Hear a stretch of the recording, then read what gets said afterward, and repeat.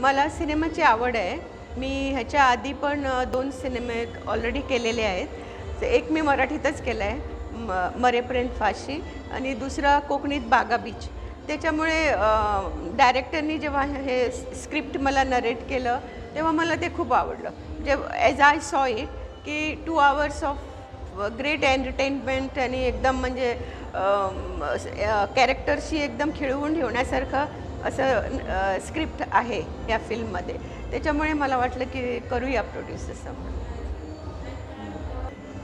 Doctor म्हणजे मी practising doctor नाही आहे, आणि ॲक्च्युली मी ॲक्टिव्हिस्ट आहे. म्हणजे I am a social worker, आणि वेगवेगळ्या इश्यूवर मला काम, म्हणजे सोसायटीत मी काम करते आहे.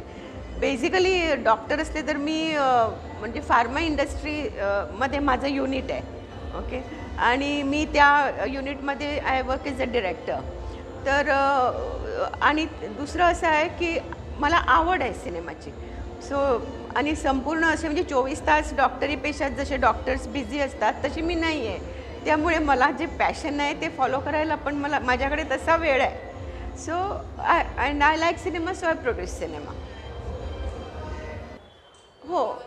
जेव्हा इफी इथं गोव्यात सुरू झाला, त्याच्यानंतर गव्हर्मेंटनी ही स्कीम तयार केली की फिल्म प्रोड्युसरना सबसिडी द्यायची, आणि त्याच्यानंतर 5-6 वर्ष अशीच ही स्कीम चांगली लॉन्च झाली. लोकांनी त्याचा, प्रोड्युसरांनी त्याचा फायदा पण घेतला, आणि सगळ्यांना त्याचा, म्हणजे आर्टिस्ट, गोव्याचे प्रोड्युसर्स, डिरेक्टर्स, टेक्निशियन, सगळ्यांना ह्या स्कीमचा फायदा झाला.